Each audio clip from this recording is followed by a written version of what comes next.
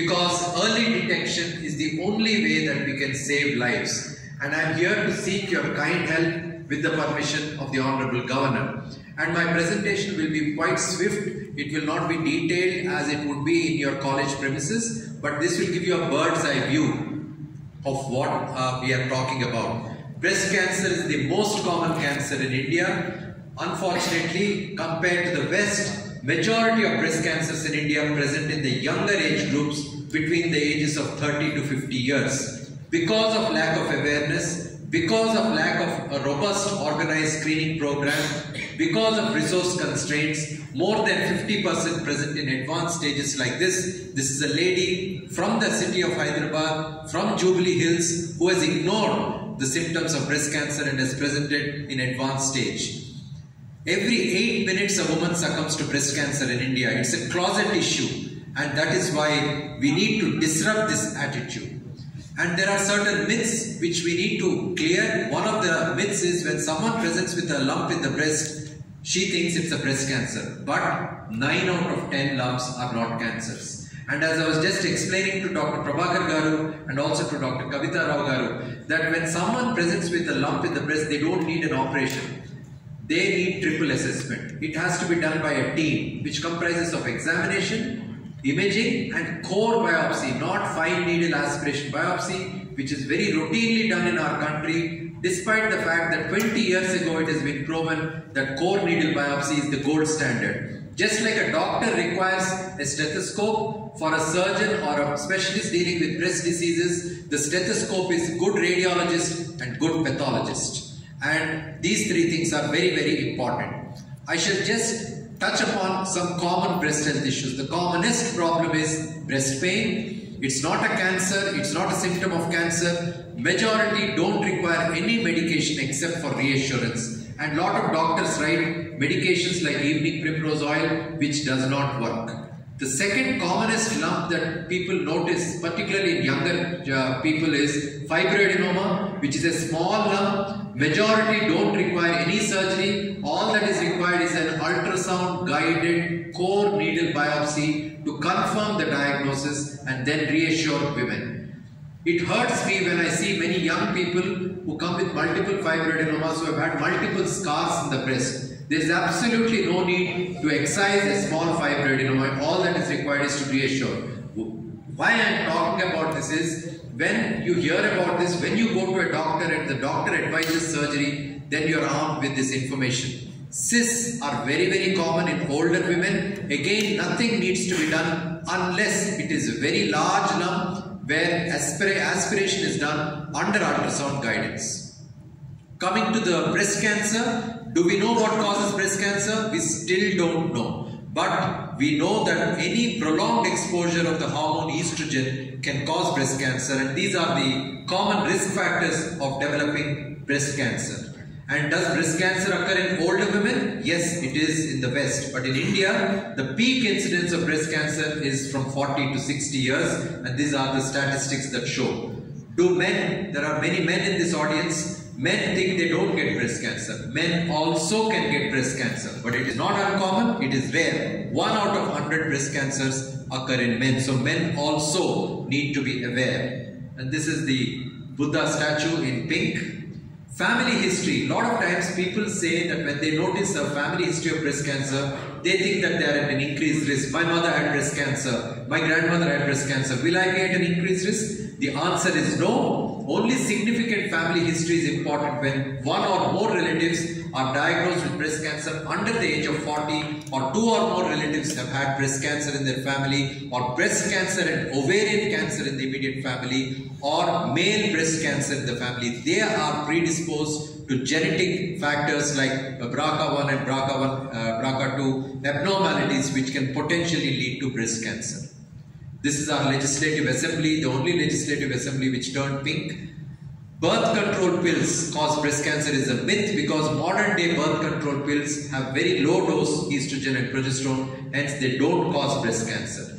Now, breast self-examination, many times we see in the media that women are encouraged to do breast self-examination. I'm afraid there is no evidence now. A lot of randomized controlled trials have been done. The concept now is called breast awareness, where women are encouraged on a daily basis just to know whether there are any new changes in the breast, like a painless lump in the breast, puckering of the skin overlying the breast, blood-stained discharge from the breast, from the nipple. If these changes are there, they must report to a doctor. So it's important to know what is normal. It is important to know what changes to look for, to look and feel, report any changes to the doctor, and have a mammogram if someone is aged over 40.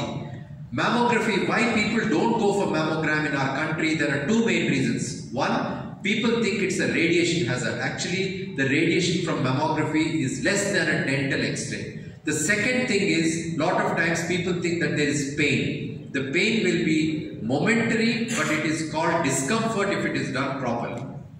In this day and age of digital mammography, 3D mammography, the discomfort is less and the pain is less, the radiation is even more less. And therefore, it is very safe to have a mammogram because that is the best way to detect early cancer. Underwire bra and deodorants do not cause breast cancer. Pregnant women can get breast cancer. Breastfeeding doesn't prevent breast cancer, it doesn't prevent, but it significantly reduces the risk of breast cancer. And a lot of times women say, doctor, I don't have a lump, why are you asking me to get a mammogram screening? Because breast screening can save lives. That is the only way that breast cancer can be detected early. It is because of this several randomized controlled trials which have shown beyond doubt that we cannot prevent breast cancer, but we can detect it early and we can cure it. Usually you can't use the word cure in cancer. But with breast cancer, if it's detected early, you can cure this cancer, because you don't want to have a woman like this who has had a mastectomy, because it naturally breaks anybody's heart. We are looking at picking up cancers when it is 5 millimeters, 10 millimeters, many years before it is felt by the lady or the doctor. So that when we detect a cancer like that, we just put a fine wire and remove the lesion, and we don't need to remove the breast. And in this day and age of oncoplastic surgery, I don't mean reconstruction. Oncoplastic surgery means when you remove a lump in the breast, there is a big defect. To cover the defect, we can use several techniques to reshape the breast so that there is no defect in the breast. If you see the lady on the right side, this lady had a lesion in the upper inner quadrant, which is in the bra line. If I make an incision there, it is going to disfigure that lady's breast. So I make an incision around the nipple areolar region, remove the lesion, and afterwards she won't be able to see the scar, she won't be able to feel the defect. So that gives an enormous psychological advantage. All this can happen only when you pick up cancer early. And lot of times people think that mastectomy, that is removal of the breast, it will be better than breast conservation. There's a lot of studies which show that there is absolutely no difference, and people, the uptake of mastectomy here in our country is 90% of women with breast cancer, over 90% have mastectomy, whereas they can have breast conservation, because that is the most important way that we can really do service to women who are diagnosed with breast cancer. Again, this is the RajBhavan in pink. The final component of my presentation is on counseling, because cancer doesn't just affect the body, it affects the mind and the soul. So it is very important that we cure sometimes, relieve often, but comforting the patient is most important, because patients are naturally upset when doctors fail with words. In our country, although this communication skills was just introduced in 2019, most doctors fail with communication skills. You look at this doctor who's talking down to the patient where the patient cannot communicate, and you look at this doctor who's talking with the patient where patient is doing the talking. So therefore he should have big ears.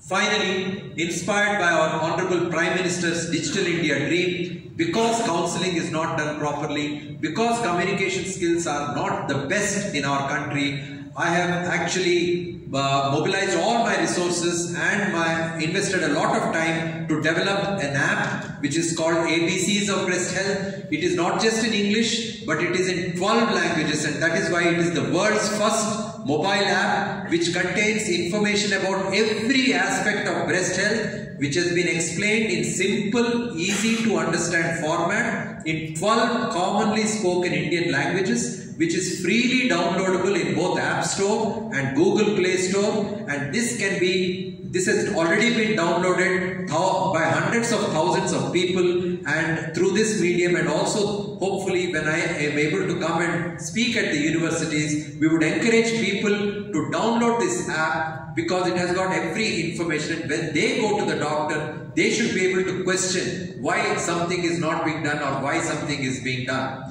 And therefore, we want to prevent advanced breast cancers. If we have to prevent breast cancers, people must be empowered. And if people are empowered, certainly we will be able to make a difference to the way breast health care is managed in our country. And I would like to take this opportunity, Madam, to request the Vice Chancellor that I can approach them and I can come and empower the students who are in your universities, so that they empower their older members in their homes, and so that we can make a positive impact. Very grateful, Madam.